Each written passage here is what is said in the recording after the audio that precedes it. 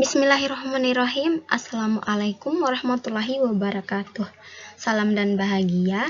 Perkenalkan, kami dari kelompok 2. Di sini kita akan mempresentasikan hasil diskusi kami tentang pengantar antropologi yang beranggotakan Juventina Hebaleumara dengan NIM 20190150084 dan Nurul Haritun dengan NIM 20190150085.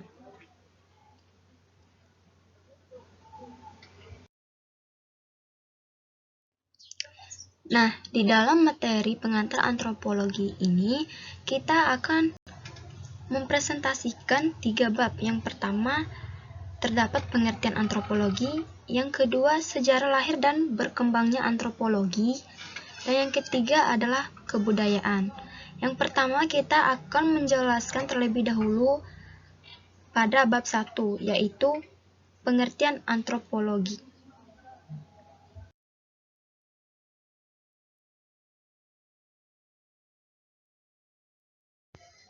Baiklah, yang pertama di sini terlebih dahulu kami akan menjelaskan tentang pengertian antropologi.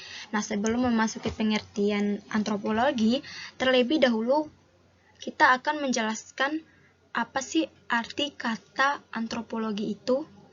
Nah, secara arti kata, istilah antropologi itu berasal dari bahasa Yunani, yaitu dari asal kata anthropos yang artinya manusia, dan logos atau logi yang artinya ilmu. Nah, kemudian ditulis dalam ejaan bahasa Inggris menjadi antropologi, sedangkan untuk ejaan dalam bahasa Indonesia itu sendiri menjadi kata antropologi. Jadi, kalau dalam bahasa Indonesia terdiri dari antro artinya manusia dan logo atau logi artinya ilmu. Maka sepintas dari secara kata etimologi dapat dikatakan bahwa antropologi adalah ilmu yang mempelajari tentang manusia. Berarti arti kata antropologi itu merupakan ilmu yang mempelajari tentang manusia. Selanjutnya adalah pengertian antropologi menurut para ahli. Yang pertama adalah antropologi adalah studi untuk menyusun sejumlah generalisasi yang bermakna tentang makhluk manusia dan tindakannya, serta pengertian yang lengkap tentang keberagaman manusia, baik kebudayaan maupun ciri fisiknya. Nah, pengertian tersebut merupakan menurut Haviland tahun 1999 dengan nomor halaman buku 29. Selanjutnya adalah antropologi adalah ilmu yang mempelajari manusia pada umumnya, baik mengenai warna kulit, bentuk fisik, maupun kebudayaan yang dihasilkan. Pengertian tersebut merupakan menurut Koenjaraningrat tahun 2019 dengan halaman buku 12. Berarti menurut Koenjaraningrat ini bahwa antropologi itu merupakan keberagaman manusia yang berbeda-beda, baik dari fisik, warna kulit, suku, kebudayaan, agama.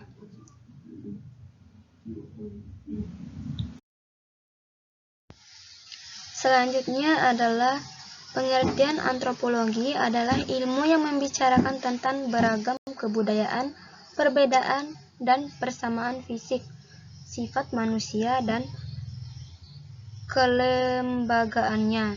Nah, pengertian antropologi ini merupakan menurut Keesing tahun 1999 dengan halaman buku 1. Nah, selanjutnya adalah pengertian antropologi menurut Harsoyo tahun 1999 dengan halaman buku 1 yang berbunyi, antropologi adalah ilmu yang mempelajari tentang manusia sebagai makhluk biologi dan manusia sebagai makhluk sosial budaya secara holistik, yaitu sebagai suatu kesatuan bio-sosio budaya.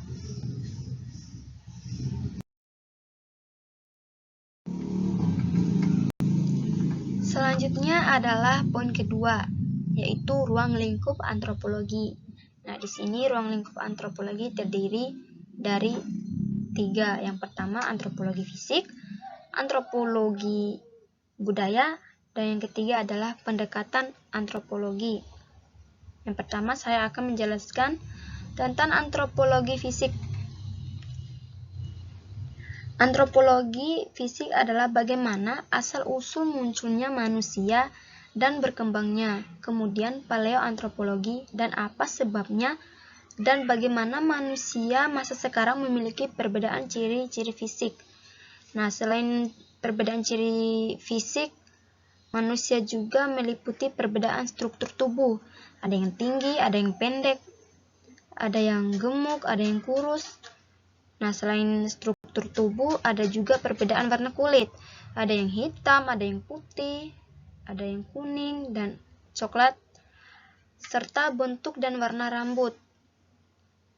Ada yang kejur, ada yang keriting, ada yang hitam dan coklat kemerah-merahan.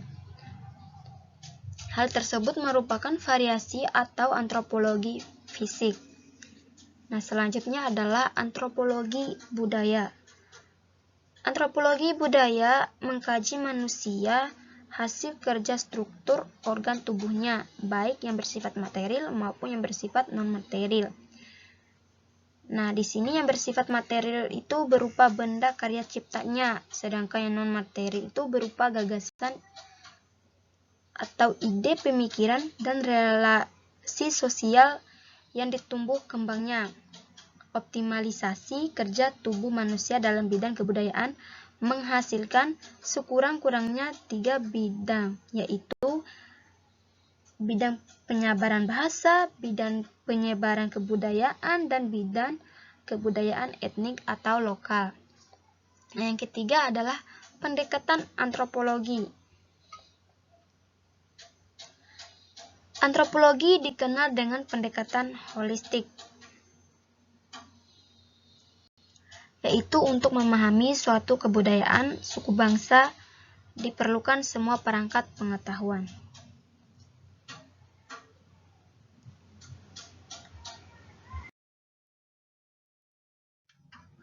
Selanjutnya adalah antropologi budaya. Nah, tadi sudah dijelaskan pengertian dari antropologi budaya.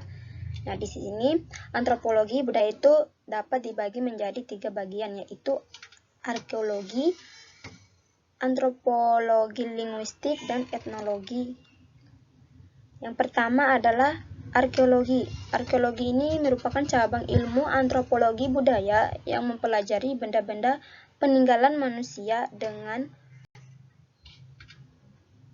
tujuan untuk menjelaskan bagaimana suatu kelompok manusia itu.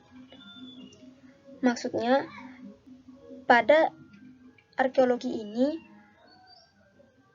manusia mempelajari budaya peninggalan pada masa lalu, serta benda-benda peninggalan yang bisa merekonstruksi atau menggambarkan kepada kita yang hidup di zaman sekarang, di kehidupan manusia dan kebudayaan di zaman lampau itu, agar bisa menghubungkan dengan kehidupan manusia di zaman ini dan seterusnya. Maksudnya itu mewarisi kebudayaan peninggalan zaman dulu melalui benda-benda peninggalan tersebut. Selanjutnya adalah antropologi linguistik. Di sini semua makhluk hidup mempunyai cara tersendiri untuk berkomunikasi melalui lambang atau kode yang telah diketahui. Poin yang ketiga adalah etnologi. Nah, di sini etnologi, perbedaan arkeologi dengan etnologi adalah jika arkeologi memfokuskan kajiannya pada kebudayaan masa lalu bahkan ribuan tahun silam serta benda-benda peninggalan manusia zaman dulu itu untuk mendeskripsikan keadaan kebudayaannya. Nah, sedangkan etnologi melakukan studi terhadap kebudayaan masa kini yang sedang dijalani oleh masa sekarang atau yang dijalani masyarakat di zaman sekarang. lebih khusus lagi terhadap tindakannya sehari-hari, baik sebagai individu maupun sebagai kelompok, sebagaimana yang dapat disaksikan, dialami, dipertanyakan, dan didiskusikan dengan masyarakat memiliki kebudayaan tersebut. Nah, berarti perbedaan etnologi sama arkeologi itu kebudayaan masa lampau dengan masa sekarang. Kalau arkeologi memfokuskan pada kebudayaan pada masa lampau dengan ribuan tahun silam. Sedangkan etnologi memfokuskan tentang kebudayaan yang dilaksanakan masyarakat pada kehidupan sehari-hari atau masa sekarang. Selanjutnya adalah kita memasuki bab 2, yaitu sejarah lahir dan berkembangnya antropologi. Di sini terdapat 4 bagian materi. Yang pertama pengantar, yang kedua fase-fase perkembangan antropologi, yang ketiga hubungan antropologi dengan ilmu lain, dan yang terakhir adalah antropologi masa kini. Yang pertama adalah pengantar. Salah satu standar untuk menilai suatu ilmu pengetahuan memenuhi syarat ilmiah atau tidak adalah aspek epistemologi atau sejarah lahirnya. Dalam literatur barat dan yang dikembangkan oleh antropologi Indonesia yang belajar di barat menyatakan bahwa ilmu antropologi lahir dan berasal dari Eropa, sebagaimana kumpulan kisah-kisah perjalanan mengenai masyarakat dan kebudayaan di luar benua Eropa menjelang abad ke-18. Saat itu mulai muncul anggapan bahwa bangsa Eropa adalah bangsa yang maju atau modern, sedangkan bangsa di luar Eropa adalah bangsa yang primitif.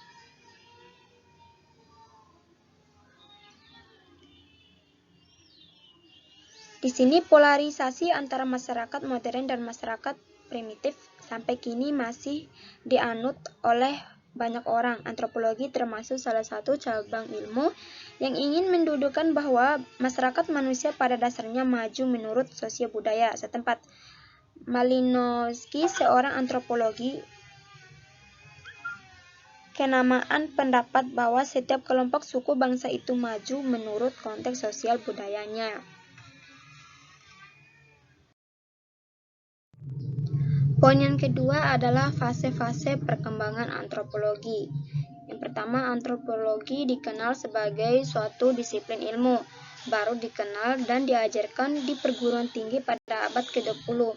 Namun sebenarnya hakikat dari ilmu antropologi sendiri sudah dipraktekkan sejak lama, karena antropologi dibangun melalui tradisi pengamatan terhadap peristiwa yang dialami dan dilakukan oleh manusia pada kehidupan sehari-hari.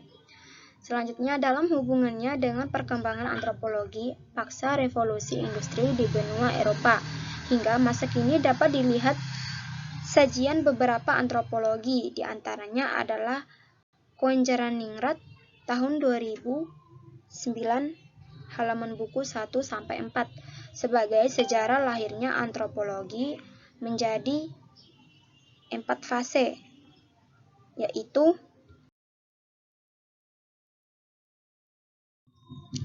yang pertama ada fase pertama sebelum tahun 1800, di fase kedua pertengahan abad ke-19, dan di fase ketiga permulaan abad ke-20, dan di fase keempat adalah tahun 1930-an. Dalam fase pertama sebelum tahun 1800 ini dimulai dengan penjelajahan bangsa Eropa pada akhir abad ke-15 memasuki abad ke-16 untuk mencari rempah-rempah yang dijadikan sebagai bahan baku industri di benua Afrika, Asia, Oseania, dan Amerika. Dan di fase kedua pertengahan abad ke-19 itu keinginan yang kuat untuk menghimpun bahan-bahan etnografi di benua luar Eropa mulai menunjukkan hasil. Para kaum terpelajar Eropa mempelajari dan memahami catatan-catatan etnografi yaitu dengan pendekatan cara berpikir evolusi masyarakat. Yang ketiga, fase permulaan abad ke-20. Kurun waktu permulaan abad ke-20 bisa dikatakan sebagai abad keemasan bangsa-bangsa Eropa karena mereka telah berhasil menancapkan kekuasaan dan menetapkan penguasaan atas sumber daya alam yang terdapat pada wilayah-wilayah di luar bangsa Eropa, sehingga kepentingan utama mengenai pemahaman tentang bangsa terbelakang di luar Eropa akan memberikan gambaran tentang fase kehidupan masyarakat Eropa di masa lalu, yaitu ketika bangsa Eropa kala itu mengalami perkembangan yang masih rendah dalam sejarah umat manusia.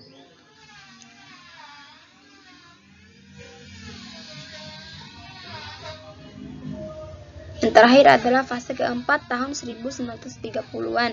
Fase ini bisa dikatakan bahwa antropologi mengalami masa yang mulai matang sebagai sebuah ilmu, karena diperkaya oleh demikian banyaknya bahan-bahan penelitian yang bersumber dari catatan-catatan berbagai suku bangsa terjajah yang tersebar hampir di seluruh benua selain Eropa, sehingga antropologi mulai menajamankan kajiannya dengan mencoba berbagai metode untuk dapat merangkai dan menyusun hasil kumpulan catatannya dalam bentuk laporan atau buku yang mudah untuk difahami.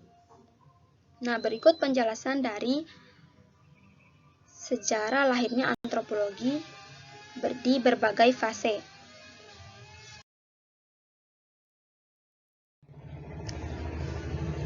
Selanjutnya, perubahan orientasi kajian menyebabkan juga terjadinya perubahan tujuan yang dapat disebutkan sebagai berikut. Yang pertama, tujuan akademik. Memperoleh pengertian mengenai masyarakat manusia pada umumnya, yaitu dengan mempelajari bentuk fisiknya, ragam masyarakat, serta kebudayaan. Dan yang kedua adalah tujuan praktis.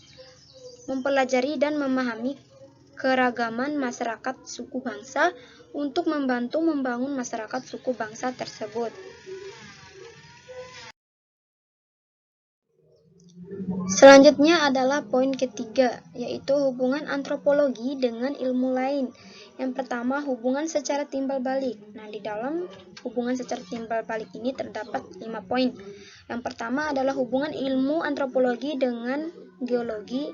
Yang kedua adalah hubungan antropologi dengan paleontologi. Yang ketiga adalah hubungan ilmu antropologi dengan ilmu anatomi. Yang keempat adalah hubungan antara ilmu antropologi dengan ilmu kesehatan. Dan yang terakhir adalah hubungan antropologi dengan ilmu sosiologi. Nah, di samping itu merupakan penjelasan dari poin keempat dan yang kelima. Hubungan antara ilmu antropologi dengan ilmu kesehatan itu maksudnya antropologi membutuhkan ilmu kesehatan untuk memahami perkembangan penyakit dan kesehatan suatu masyarakat. Dan yang terpenting adalah sikap suatu kelompok manusia terhadap penyakit atau wabah yang dihadapi.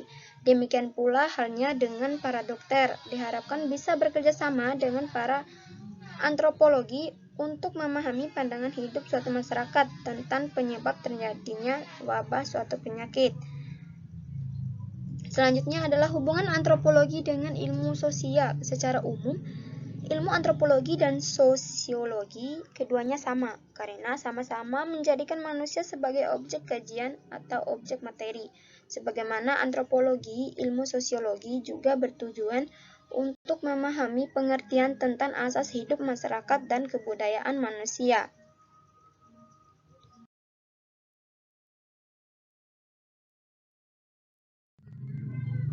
Selanjutnya adalah poin yang terakhir adalah antropologi masa kini.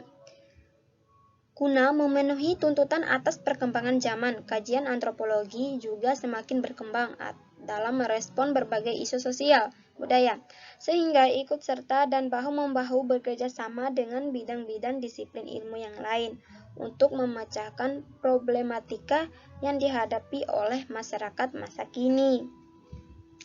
Berarti tidak dipungkiri bidang antropologi dan sosiologi yang selama ini terutama dalam pembangunan masa Orde Baru diabaikan.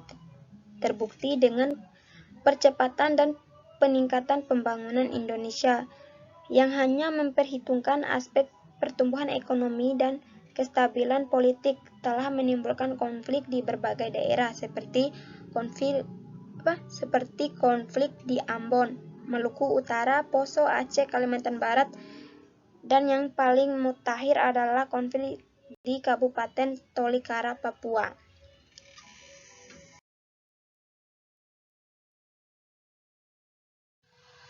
Masyarakat dunia dan masyarakat Indonesia, khususnya antropologi, mulai melakukan kajian secara spesialisasi di berbagai bidang ilmu, seperti yang pertama di antropologi ekonomi, yang kedua antropologi kesehatan, dan yang ketiga antropologi agama, yang keempat adalah antropologi perkotaan, yang kelima adalah antropologi kependudukan, yang keenam antropologi maritim, 7 antropologi politik, 8 antropologi pedesaan, 9 antropologi arsitektur, 10 antropologi feminisme, dan yang terakhir adalah antropologi pendidikan.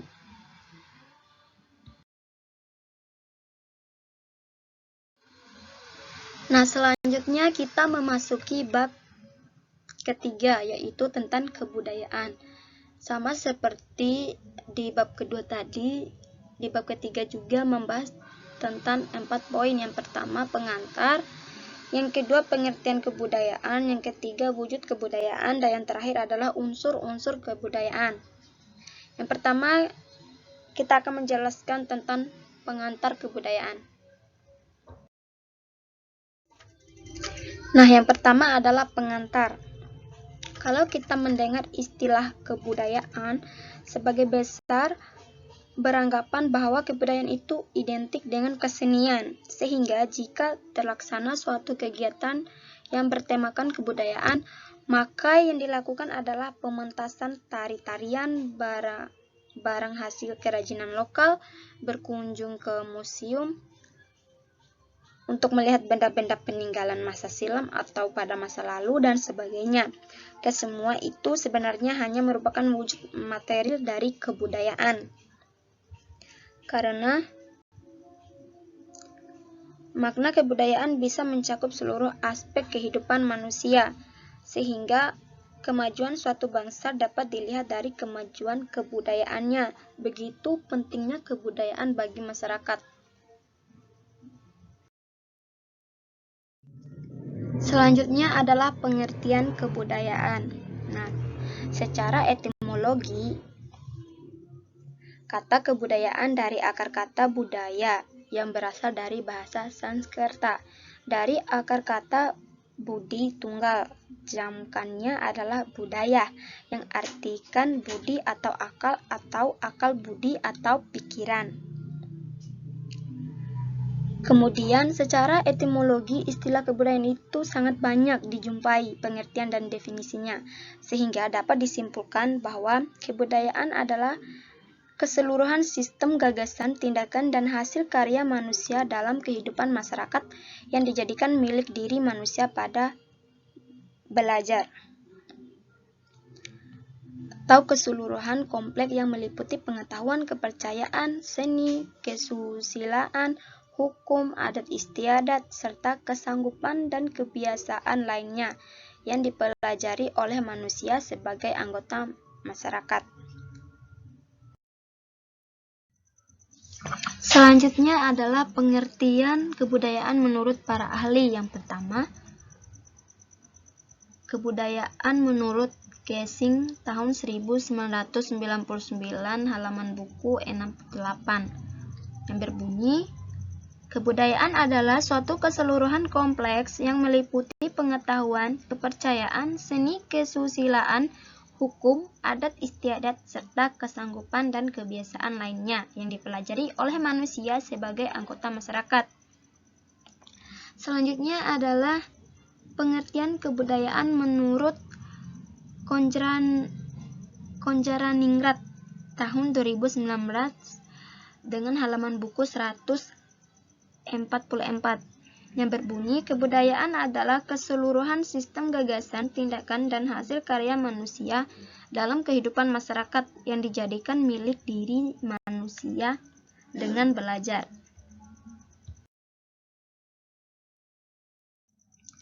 Selanjutnya adalah poin ketiga, wujud kebudayaan. Nah, di dalam wujud kebudayaan ini terdapat 3 wujud. Yang pertama adalah wujud kebudayaan sebagai suatu kompleks dari ide, gagasan, nilai, norma, peraturan, dan sebagainya.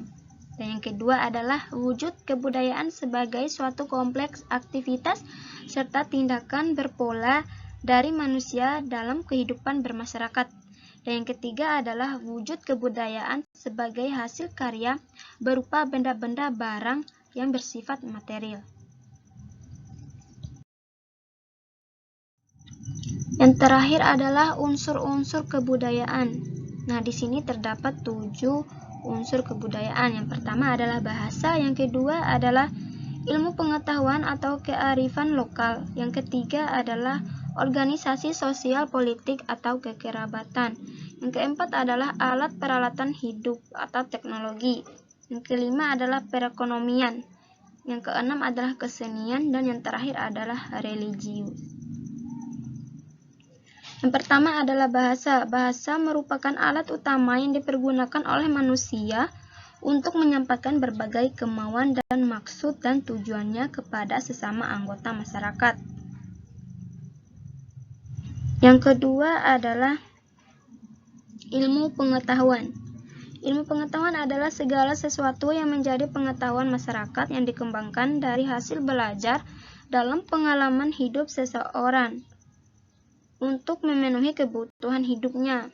Yang ketiga adalah organisasi sosial politik atau kekerabatan, yang artinya masyarakat pada dasarnya adalah kumpulan individu-individu dalam suatu komunitas. Komunitas itu mencakup struktur-struktur yang masing-masing mempunyai peran dan fungsi sesuai dengan tata aturan yang berlaku dalam masyarakat tersebut. Keempat adalah alat peralatan hidup atau teknologi.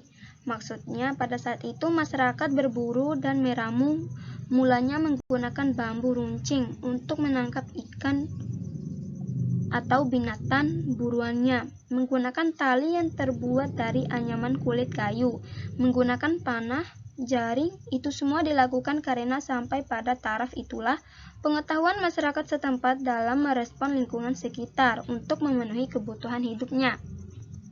Selanjutnya adalah perekonomian. Artinya, institusi ekonomi dalam kebudayaan adalah sarana suatu masyarakat melakukan kegiatan yang meliputi kegiatan secara umum dalam bidang ekonomi, yaitu kegiatan produksi, kegiatan distribusi, maupun konsumsi, baik produksi, distribusi, dan konsumsi berupa barang maupun jasa. Selanjutnya adalah kesenian. Maksudnya adalah masyarakat dimanapun mereka berada, baik dalam bentuk yang kompleks maupun yang masih sederhana, memiliki institusi kesenian berbagai bentuk ekspresi setelah melewati hari-hari panjang dalam pergumulan dengan lingkungan alam sekitar dan interaksi antara mereka. Di sini mereka memerlukan waktu jeda atau rehat sejenak melepas rasa lelah. Kesenian ini bisa diwujudkan setelah sehabis panen, mereka bergembira karena telah melewati satu tahap produksi yang panjang, berkumpul, memainkan alat musik, melantunkan lagu dengan suara yang indah, berjoget ria, berjingkat, tua, muda, laki, perempuan, tumpah ruah dalam suatu suasana yang menggembirakan tersebut. Selanjutnya adalah religius. Artinya sistem kepercayaan manusia terhadap kekuatan di luar kemampuan dirinya yang dinamakan kekuatan supranatural, lahir sebagai manifestasi dari rasa ketidakberdayaan terhadap peristiwa-peristiwa dalam kehidupan sehari-hari yang tidak mampu dikendalikan.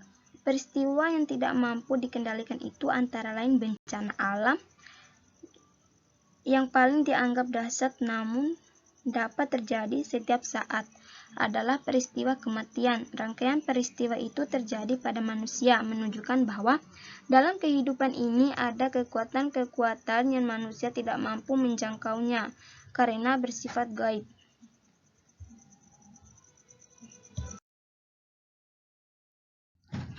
Baiklah, itulah materi yang dapat kami paparkan atau yang dapat kami presentasikan. Jika ada kesalahan atas dasar bahasa atau ketidaksopanan kami dalam menyampaikan materi, kami mohon maaf. Sekian dan terima kasih. Wassalamualaikum warahmatullahi wabarakatuh.